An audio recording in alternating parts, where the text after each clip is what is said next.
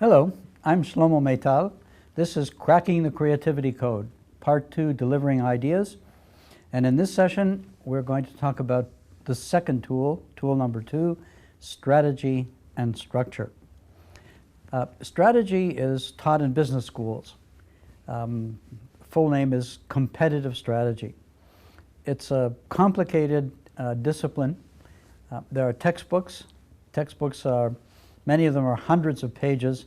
I'm going to try to simplify strategy for you and boil it down as much as I can into a visual tool, something that you can use and explain for the roadmap lying ahead of you.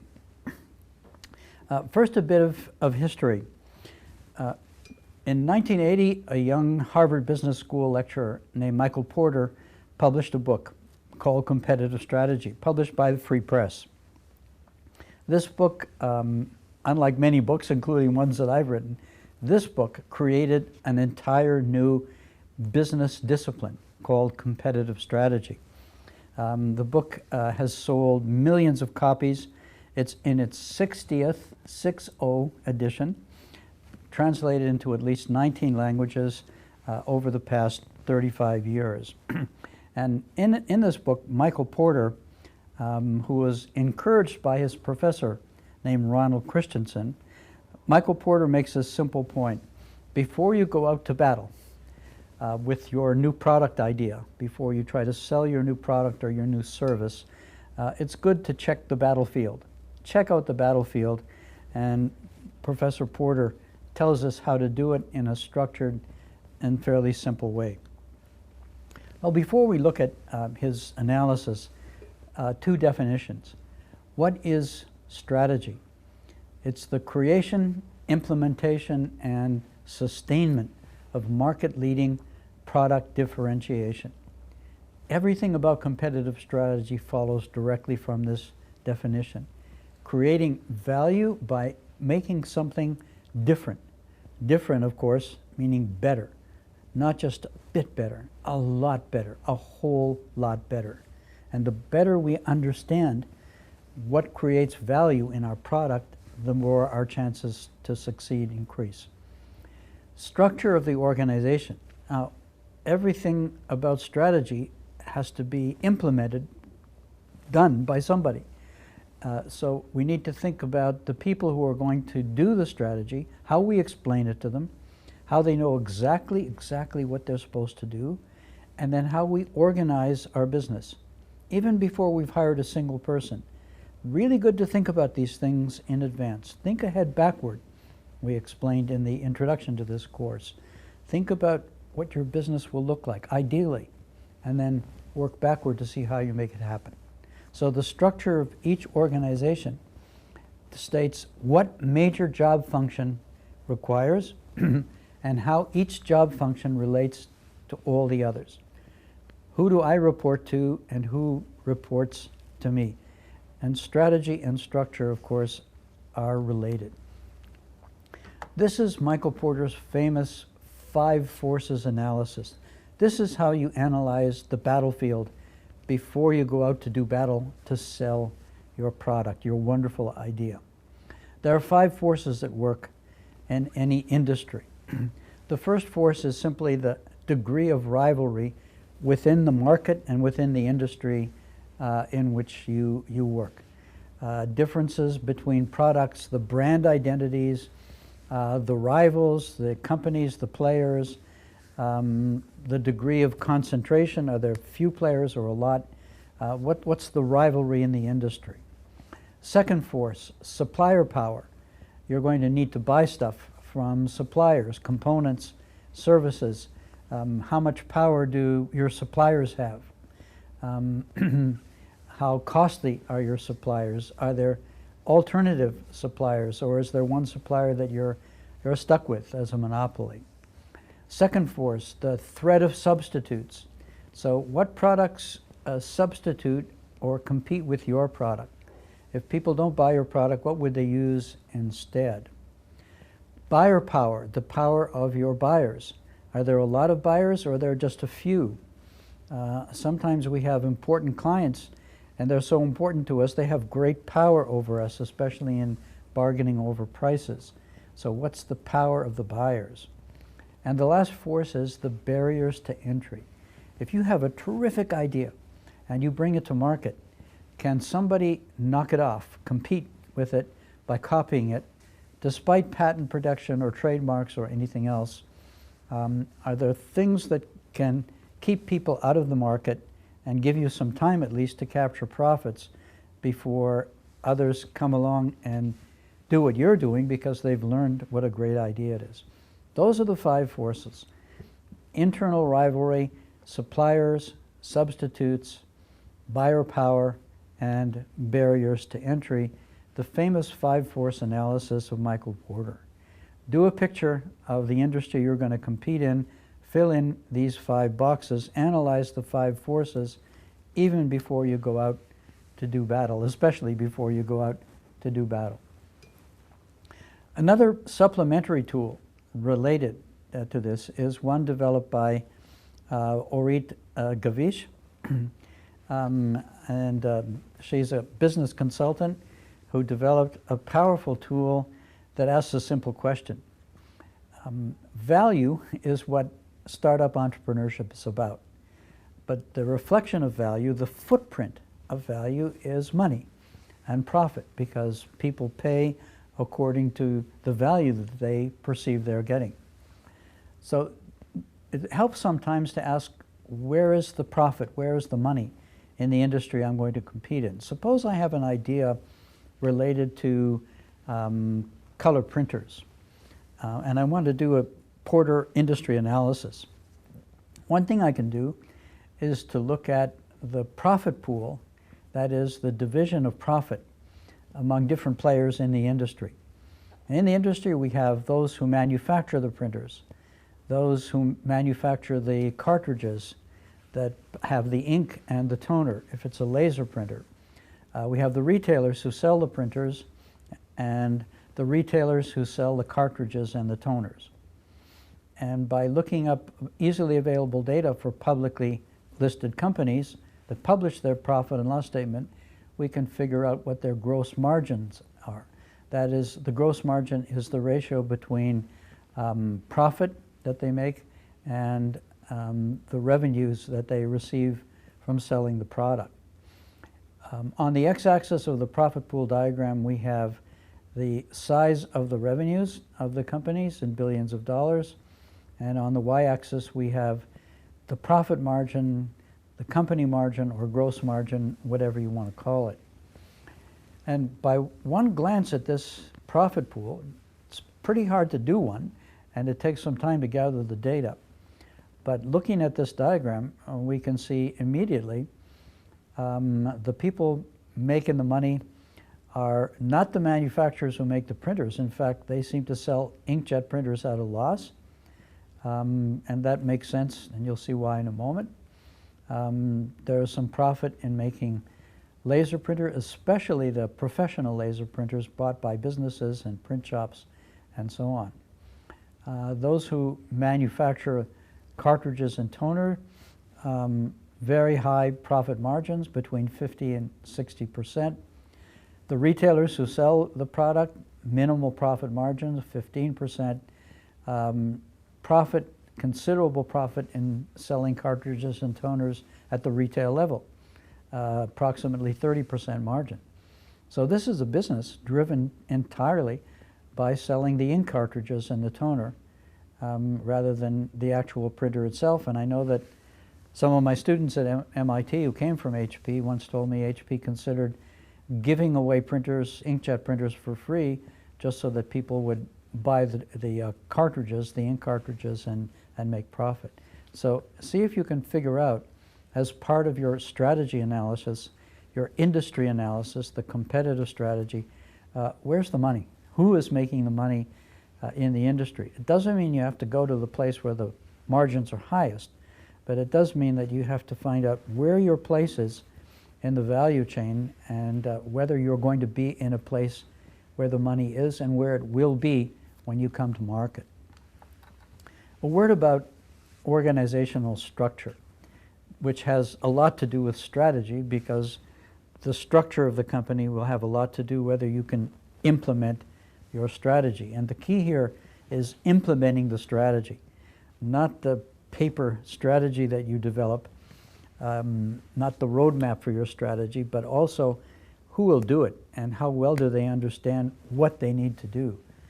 I think that Michael Porter's book originally didn't achieve a lot of practical success because many companies felt that it was sufficient to develop a complicated strategic plan as a kind of a book.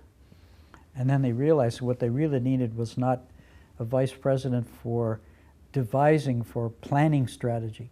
They needed a vice president for strategy implementation. And the implementation was 90% of the success, the formulation perhaps only 10%. So there are two different kinds of structures, organizational structures companies can follow. One is called hierarchy, a pyramid, a multi-level system with many levels. IBM, it is said, in the 1990s, the early 1990s, when IBM got into a great deal of trouble, had something like 18 different levels in its hierarchy. A hierarchical organization with such a tall pyramid, if there's a great idea at the bottom, and the idea is to make its way all the way up to the top of the pyramid, and then all the way down to the bottom of the pyramid to implement it, pretty unlikely ideas are going to survive that. Pretty unlikely anyone's even going to try if they're way down here at the bottom of the pyramid. So these pyramids, hierarchies, are pretty old-fashioned. Many companies, including startup entrepreneurship organizations, prefer a flat organizational structure. Somebody is in charge. There are a few senior managers, maybe vice presidents, and then others report to them. And the reason for this flat structure is that it's much simpler, much quicker, much more flexible, much more agile, and it's much more likely that ideas will come from the field and move up to the place where people can make a decision on those ideas and actually implement them. Much more likely that with a flat organizational structure, you're going to be able to implement your strategy quickly and well, and most important, you're going to be able to change your strategy, because strategy can't be set in stone. It has to be flexible and adapt quickly to changes in the marketplace. One more word about strategy and the startup life cycle. There's a basic problem with strategy in a startup and structure in a startup. You start day one with a founder or a team of founders, usually a team of 3, a manager, a technology person, and a salesperson. And then you start to hire and you find good people. Today we have a talent shortage in many areas. So it takes quite a lot of time to find the right people, and hiring is one of the key decisions that you're going to make as a startup entrepreneur. So you need to do it well and take your time, spend time. I know companies where the CEO will spend an entire day with a potential hire, getting to know them, having lunch, playing squash or tennis with them, and really learning who the person is, what their goals are, their abilities, their skills, their motivation. So this takes a lot of time. The problem is you don't have time as a startup. In some ways, a startup is like a baby antelope born in Africa in the Serengeti. And the antelope is born, baby antelope, with its long legs, and in a very short time it's standing on its legs, and in an hour or two it's able to run with its mother. And it has to do that because there are lions out there, and the lions are coming after you. So a startup is a baby antelope, and you have to run from the time you're born, or else the lions will catch you. How do you do that? Well, here's a model that I learned from a highly successful entrepreneur named Yehuda Ziesapel, who started a company called RAD, R-A-D, 34 years ago, 1981. And he's used this model to create 120 spin-off startups, some of them in which he invested, some not, half of them in the area of the mothership, the RAD original company. And the idea is that you encourage your employees to go off and start their own companies with their idea. And you provide them help from day zero with R&D, managing, financing, human resources, engineering, production. So they're like the baby antelope, they're running right from day zero. And then gradually they hire their own people and need less and less help and mentoring from the mothership. But they're more likely to succeed because they have help from the mothership and they can run right from day zero. And the success rate of startups in this cloud of 128 companies that sprang from RAD is 70%, well above the usual 10% success rate that we associate with startups. Think about this model. Build your startup under the umbrella of a strategic partner, a large company willing to help you, willing to mentor you because they have an interest in your success. And a story before we conclude this segment, tool number 2, strategy and structure. This is Sir James Dyson. He's a commander of the British Empire. He's British inventor, industrial designer, founder of the company named after him, and he invented the dual cyclone bagless vacuum cleaner. And it works on a principle called cyclonic separation. It's a wow. It's a vacuum cleaner that's a lot better than the standard vacuum cleaner. It has many really good features. Dyson understood, using our principle of strategy, that strategy is creating a key differentiating feature. What does my vacuum cleaner have that the other vacuum cleaners don't have? And he decided that he was going to focus on one feature, bagless. Our vacuum cleaner, the Dyson vacuum cleaner, doesn't need these inconvenient bags that you have to change and try to find bags in the supermarket and replace the bags and so on. Bagless vacuum cleaner. The other features, a powerful suction and many other features, light, easy to carry vacuum cleaners, they're all there. But he thought that this is the one feature people would really like. So strategy, simplifying down to one principle. Strategy is find one key major value creating differentiating feature or characteristic of your product and hammer that differentiator home. But first verify it, make sure that that's the thing that people really love and that creates high value. Test your understanding. Please go to the assignments page and answer these multiple choice questions. What's the simplest definition of strategy? How are strategy and structure related? Why are more companies trying to become flat in their structure? What are the 5 forces of Michael Porter? How do you answer the question, where's the money in an industry's value chain? And why should you focus on a key value creating feature rather than market and sell all of them? For your action learning, take your innovative idea. Do a quick and dirty 5 forces analysis for your industry. Analyze Porter's 5 forces. Do the battlefield intelligence check before you go out to battle. Answer the question, where's the money, by looking at profit and loss statements for companies. State your differentiator. What's the evidence that your differentiator is something clients truly need and want?